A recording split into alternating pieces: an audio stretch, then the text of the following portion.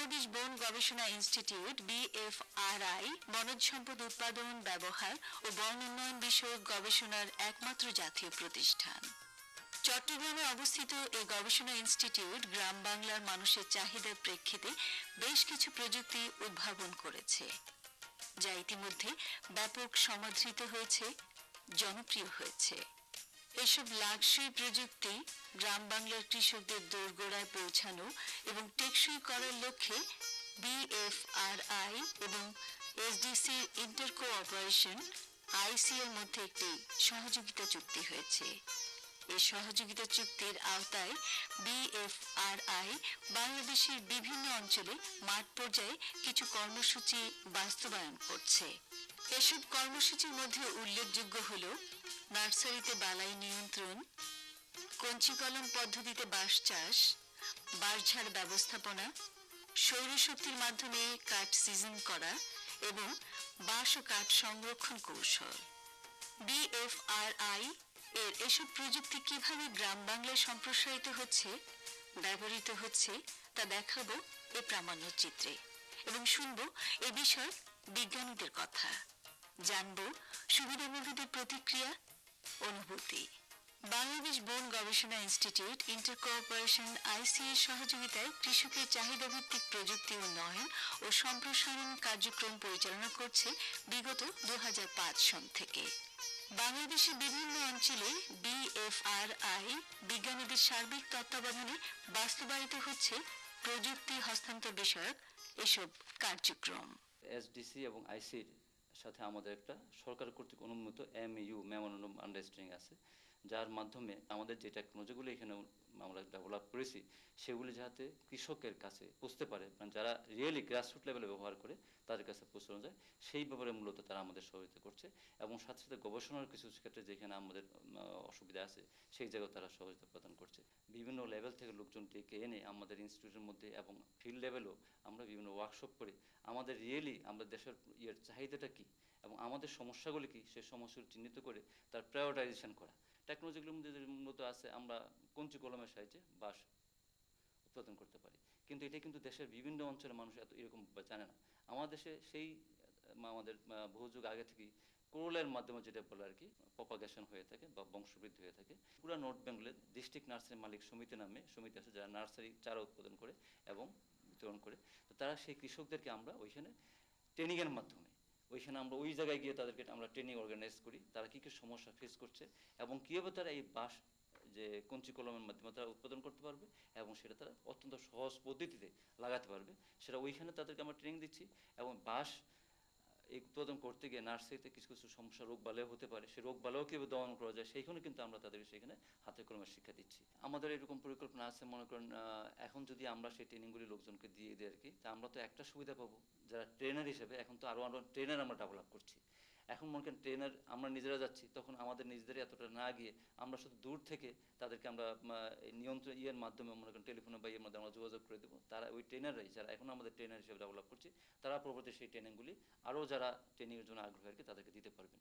অতএব সেই ক্ষেত্রে ভবিষ্যতে কিন্তু আমাদের অত আর্থিক সহায়তার প্রয়োজন হবে না, শুধুমাত্র আমরা ম্যানেজমেন্ট বা আমাদের টেকনোলজির ইয়ের মাধ্যমে আমরা তাদেরকে সেই জিনিসটা দিতে পারবো। গবেষণা ইনস্টিটিউটের ভাবনাই হলো ভোক্তাদের চাহিদার প্রতি নজর রাখা এবং চাহিদার ভিত্তিতে ধারাবাহিক গবেষণা ও পরীক্ষা নিরীক্ষার মাধ্যমে নতুন প্রযুক্তি উদ্ভাবন বা উন্নয়ন করা। BFRIও এক্ষেত্রে পিছিয়ে নেই, যথারীতি উন্নয়ন করেছে বেশ কিছু লাক্সারি প্রযুক্তি এবং এসব প্রযুক্তি সম্প্রসারণ করছে কৃষক পর্যায়ে। আসুন সে বিষয়ে শুনি একজন গবেষকের কাছ থেকে। আমাদের অনেকগুলি প্রযুক্তি আছে যেগুলি কৃষকরা সরাসরি ব্যবহার করতে পারেন এবং ফল ভোগ করতে পারেন।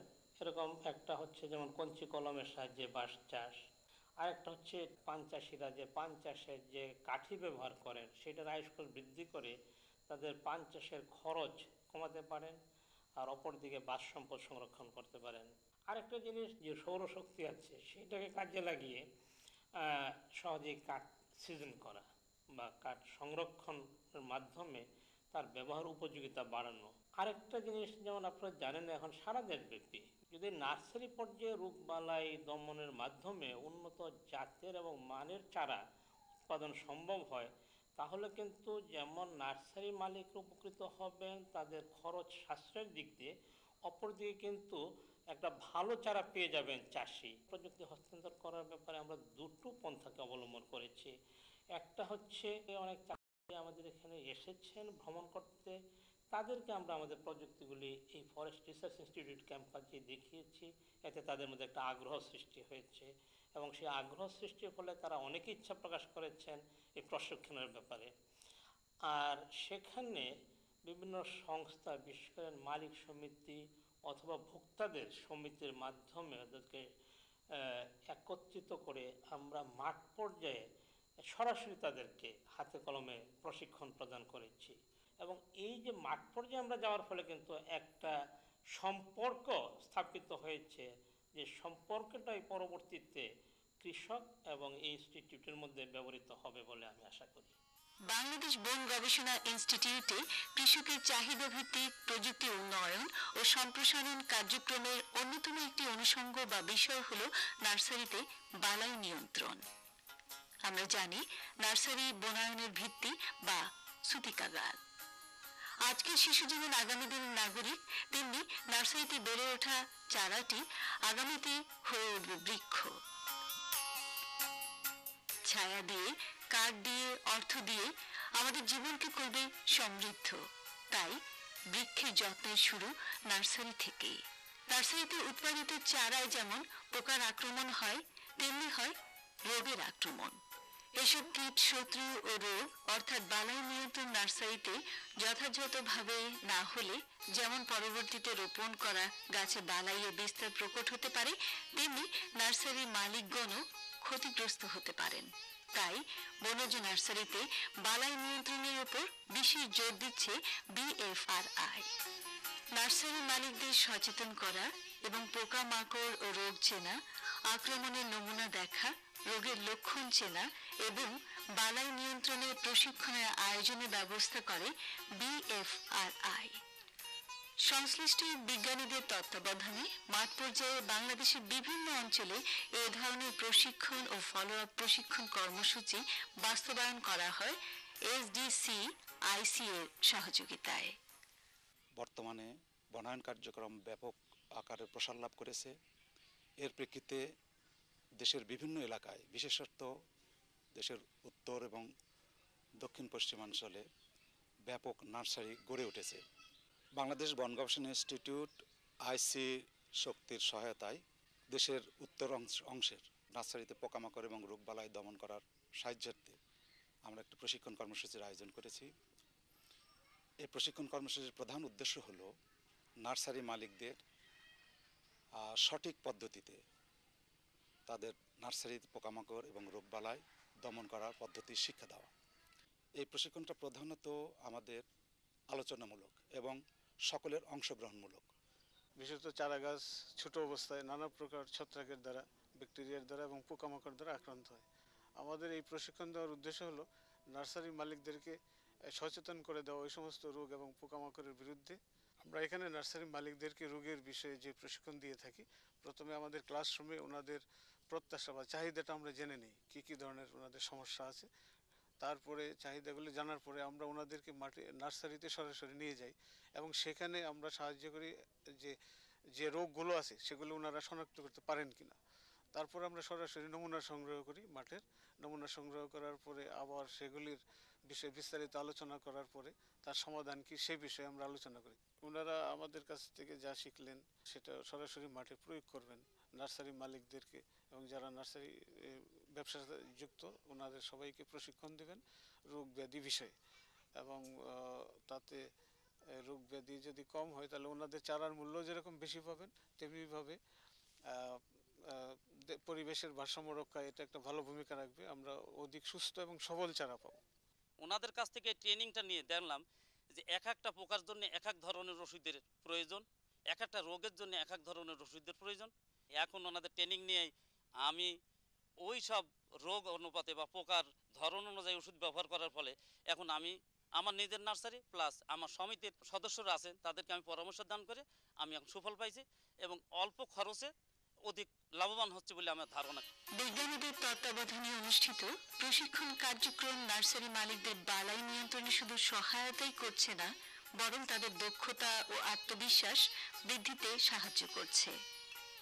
সুস্থ চারায় সুস্থ বৃক্ষ এই স্লোগান নিয়ে নার্সারি মালিকেরা আজ তাদের ছোট ছোট নার্সারিগুলোকে গড়ে তুলেছেন এক একটি নার্সারি শিল্প হিসেবে।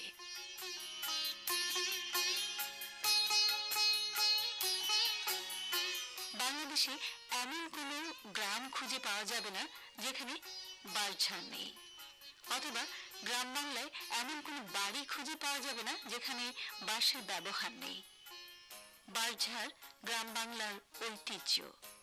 তাই বাঁশের গুরুত্ব বুঝে গতানুগতিক চাষাবাদের পরিবর্তে কঞ্চি কলম পদ্ধতিতে বাঁশ চাষ এবং বাঁশঝাড়ের ব্যবস্থাপনা প্রযুক্তি উন্নয়ন করছে বাংলাদেশ বন গবেষণা ইনস্টিটিউট।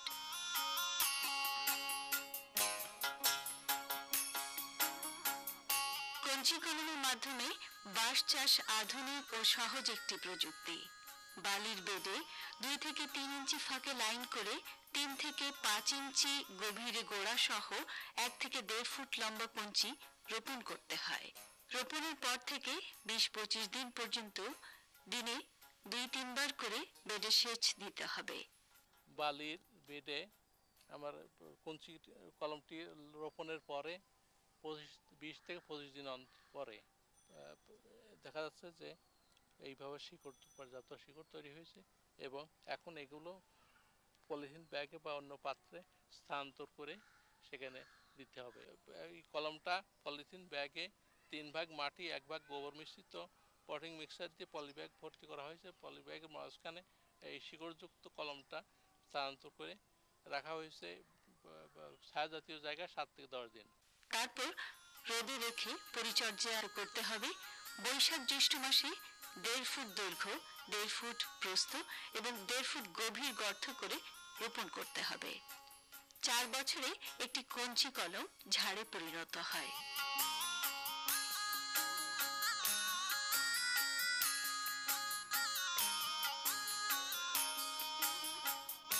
বাঁশের চারা রোপণ থেকে শুরু করে এর যত্ন, বিশেষ করে আগামরা রোগ নিয়ন্ত্রণ বিষয়ে বিশেষ জোর দেওয়া হয় বাঁশঝাড় ব্যবস্থাপনা প্রযুক্তিতে।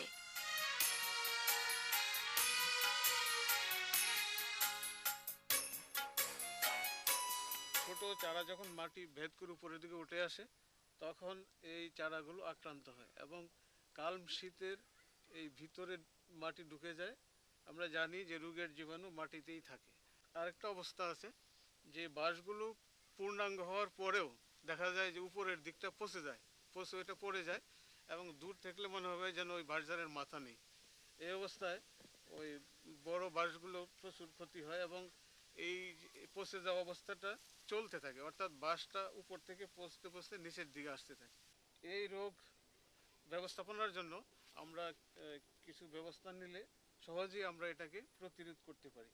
প্রথমত ফাল্গুন চৈত্র মাসে বাঁশের গোড়া হালকা আগুনে পুড়িয়ে নিতে পারি।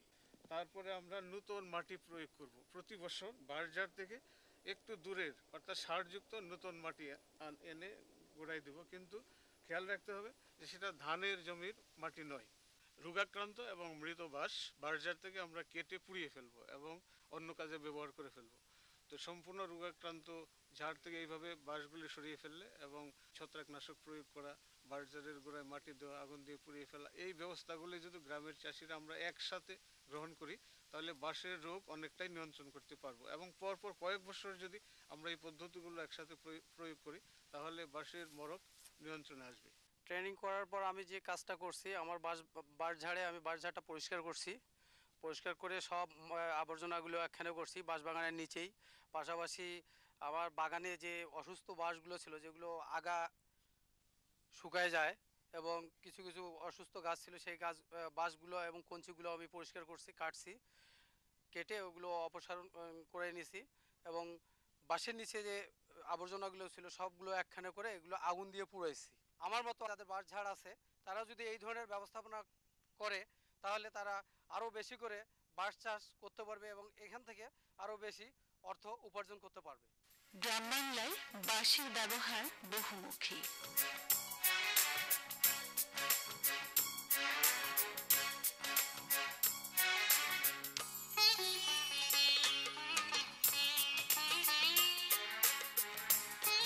বাঁশ চাষ এবং এর বিজ্ঞানসম্মত ব্যবস্থাপনার সঙ্গে কৃষক ভাইদের পরিচয় না থাকার কারণে প্রয়োজনীয় এ বাঁশের ফলন দ্রুত হ্রাস পাচ্ছিল।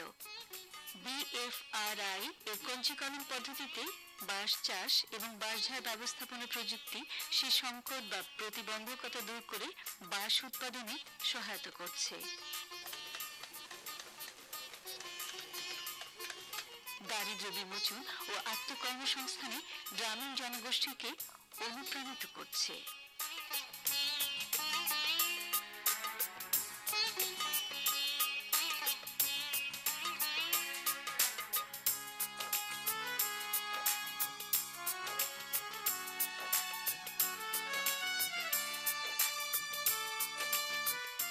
বনজ সম্পদের মধ্যে কাঠ অনন্য, তবে কাঠের ব্যবহার নির্ভর করে কাঠের গুণাগুণের উপর বা বৈশিষ্ট্যের উপর, আর কাঠের বৈশিষ্ট্য বা গুণাগুণ বজায় থাকে সুষ্ঠু প্রক্রিয়াজাতকরণের উপর, যাকে সাধারণভাবে আমরা বলি সিজন করা। সুষ্ঠুভাবে সিজন করা হলে কাঠ থেকে জলীয় পদার্থের পরিমাণ কমে যায়, অর্থাৎ একটি নির্ধারিত সীমায় চলে আসে। এর ফলে কাঠ বেঁকে যায় না এবং পোকামাকড়ের আক্রমণ কম হয়, কাঠ নিরাপদে থাকে। এই সিজন করার কাজটি সূর্যের তাপে অর্থাৎ সৌরশক্তির মাধ্যমে করা হয়।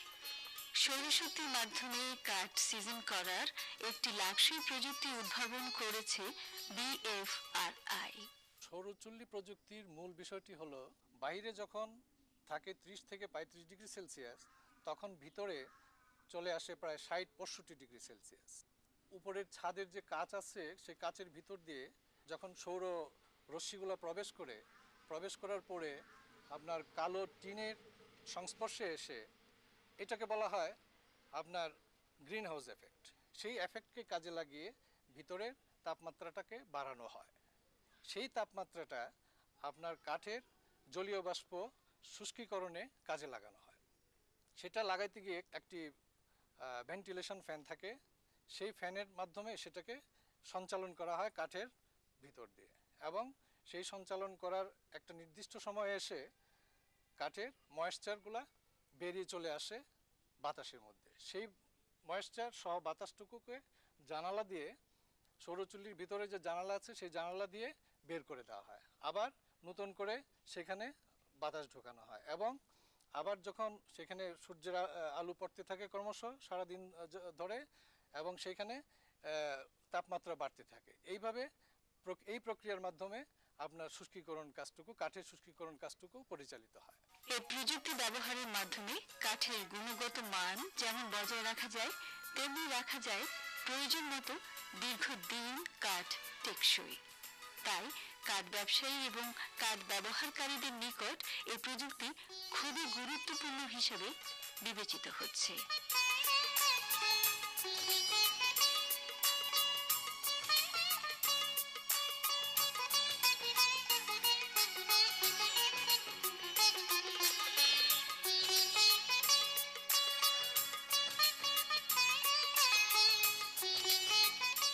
বাঁশ এবং কাঠ দুটোই আমাদের জীবনের সঙ্গে মিশে আছে অত্যন্ত নিবিড়ভাবে। গ্রাম বাংলায় বাঁশের চাষ যেমন উত্তরোত্তর সম্প্রসারিত হচ্ছে, তেমনি ক্রমান্বয়ে বাড়ছে বৃক্ষের চারা রোপণ। সে সাথে মানুষ সচেতন হচ্ছে পরিবেশ বান্ধব বনজ সম্পদ ব্যবহারেও। বাঁশ ও কাঠ গ্রামীণ জনগোষ্ঠীর অতি প্রয়োজনীয় উপকরণ হলেও এই দুটি সম্পদ সংরক্ষণ করে দীর্ঘদিন ব্যবহারের আধুনিক কৌশল সম্পর্কে সাধারণ মানুষের ধারণা ছিল সীমিত।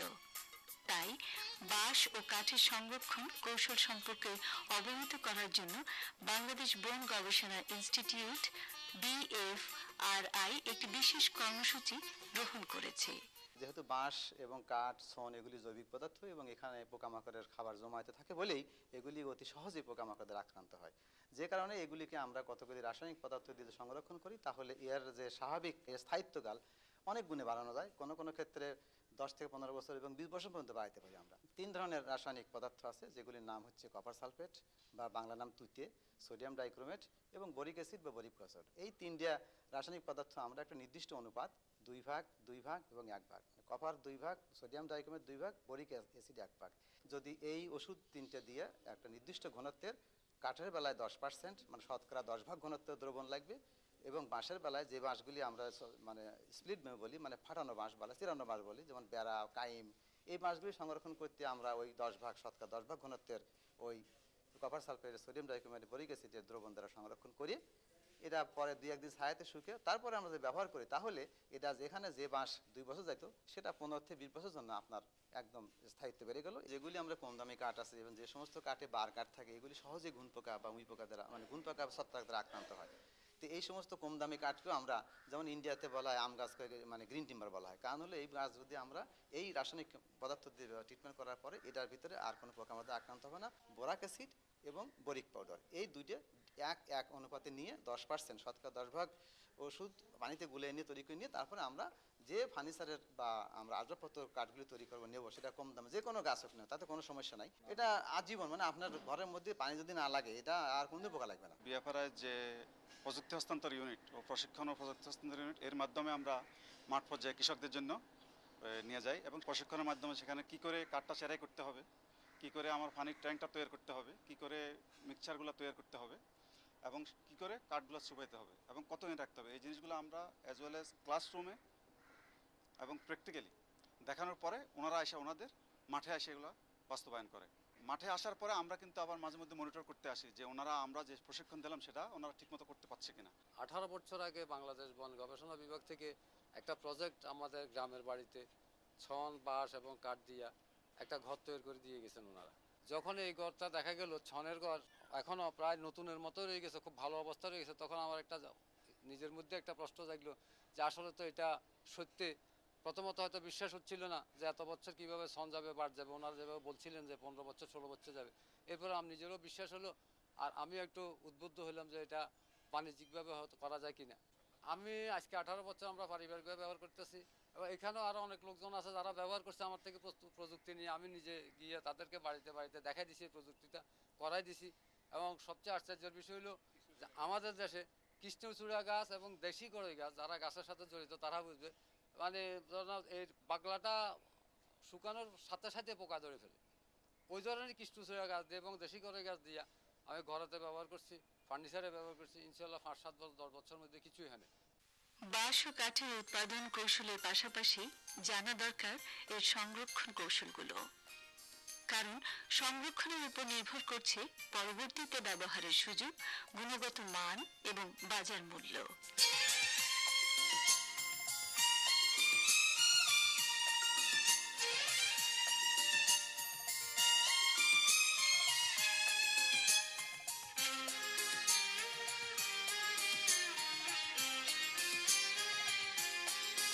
ইদানিং বাঁশ প্রক্রিয়াজাত করে ব্যবহার করা হচ্ছে পানের বরজে। এই প্রযুক্তিও বের করেছে বিএফআরআই।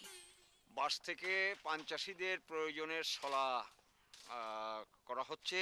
এই শলাটা আমরা বিএফআরআইয়ের যে প্রযুক্তি, তুতে দ্রবণ, সোডিয়াম ডাইক্রোমেট এবং বরিক অ্যাসিডের যে দ্রবণ, সেটা দ্রবণে চুবিয়ে নেওয়ার জন্য যে হাউস আছে, এখানে চৌবাচ্চা আছে, সেই চৌবাচ্চায় এই শলাগুলো করা হলে ওখানে 48 ঘন্টা ভেজানো হবে। ভিজিয়ে ওটা কৃষকদের পান চাষে ব্যবহার করার জন্য কৃষকরা এখান থেকে দাম দিয়ে কিনে নেবে।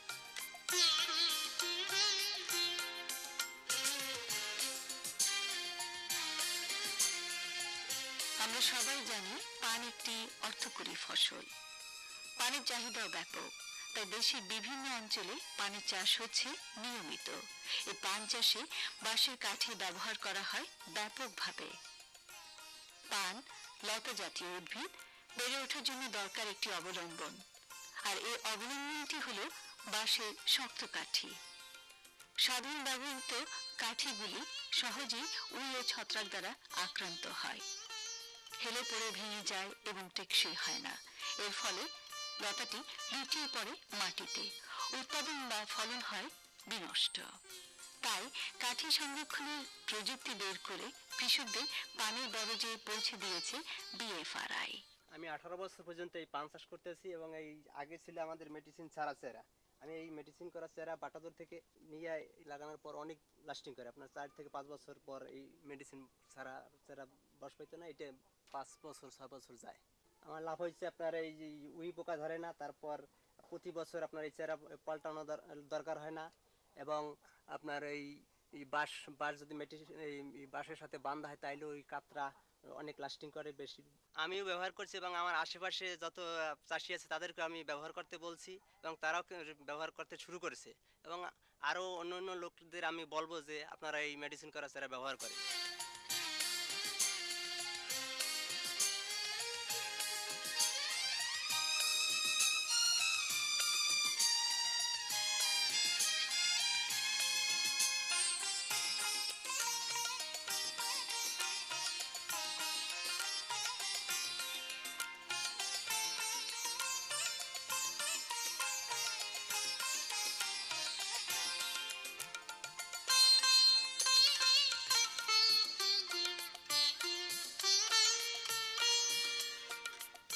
বাংলাদেশ বন গবেষণা ইনস্টিটিউট বিএফআরআই এর উদ্ভাবিত নার্সারিতে ডালাই নিয়ন্ত্রণ, কঞ্চি কলম পদ্ধতিতে বাঁশ চাষ, বাঁশঝাড় ব্যবস্থাপনা, সৌরশক্তি ব্যবহার করে কাঠ সিজন করা এবং বাঁশ ও কাঠ সংরক্ষণ বিষয়ক লাগসই প্রযুক্তিগুলো আজ গবেষণাগারের 4 দেয়াল পেরিয়ে কৃষকের বাড়ির আঙিনায় ব্যবসায়ীর দোরগোড়ায় পৌঁছে গেছে মাঠে ঘাটে হাটে বাজারে।